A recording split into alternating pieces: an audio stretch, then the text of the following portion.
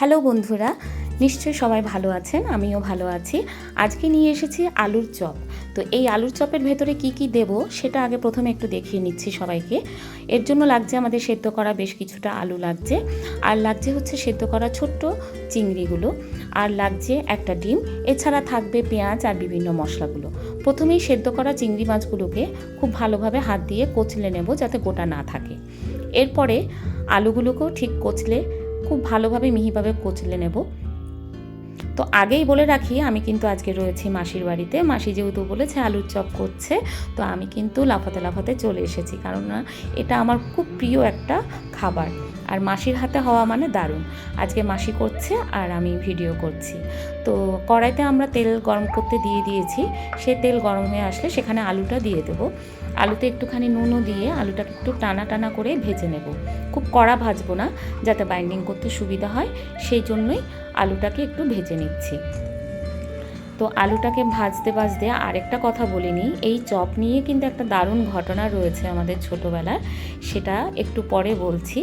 তো আলুটা হয়ে গেছে ভাজা, এবার আলুটাকে একটা প্লেটে নামিয়ে নেব।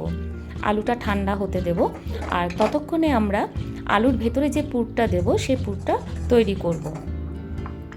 পুরটা তৈরি করার জন্য কড়াইতে আবার তেল দেব। তেলটা একটু গরম হোক। তেল গরম হলে পরে এর মধ্যে দিয়ে দেব পেঁয়াজ কুচি। পেঁয়াজটা একটুখানি লাল লাল করে ভেজে নেব।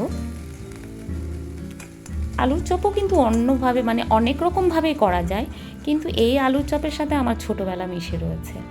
আচ্ছা, পেঁয়াজটা ভাজা হয়ে গেলে এর মধ্যে দিয়ে দিলাম আদা বাটা, হলুদ গুঁড়ো, লঙ্কার গুঁড়ো, ধনে জিরের গুঁড়ো, আর একটু নুন দিয়ে বেশ ভালোভাবে এটাকে মিশিয়ে নেব। রাস্তাতেও আমরা আলুর চপ খাই, কিন্তু সেটা অন্য রকম থাকে, আর ঘরের বানানো চপটা অন্য রকম থাকে। কিছু লঙ্কা কুচি দিয়ে দিলাম, কাঁচা লঙ্কা, যে যেরকম ঝাল খেতে চাইবে সে সেরকমই দেবে। এর মধ্যে দিয়ে দিলাম এবার মেখে নেওয়া সেই ছোট্ট চিংড়িগুলো। খুব ভালোভাবে পুরটা তৈরি করব, ভেজে নেব খুব ভালো করে, যাতে আলুর মধ্যে পুরটা দিলে যাতে চারপাশে বেরিয়ে না যায়। দেখতেই লোভনীয় লাগছে, মানে মনে হচ্ছে পুরটা আগে এমনিতেই খেয়ে নিই টেস্ট করে। পুরটা হয়ে গেছে, এবার পুরটা নামিয়ে নিচ্ছি। এবার আমাদের বাইন্ডিং করতে হবে।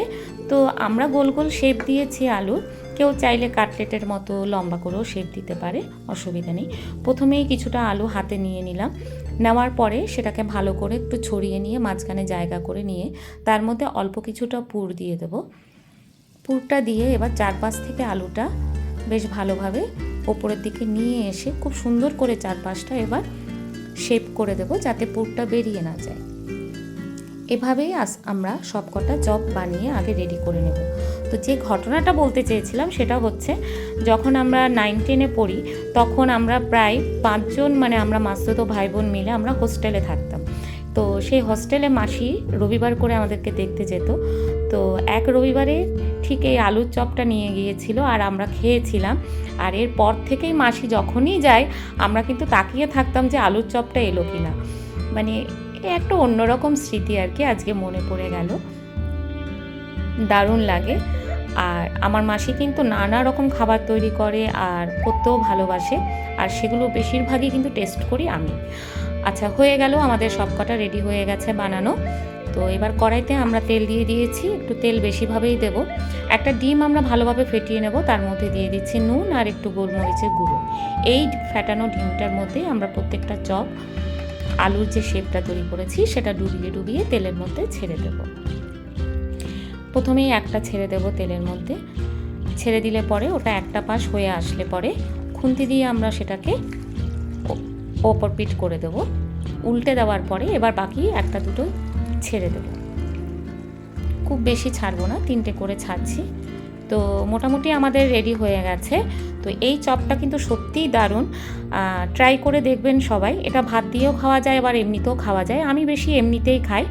তো সবাই তৈরি করে দেখবেন, কেমন লাগছে কমেন্টে জানাবেন। ভালো থাকবেন, নমস্কার।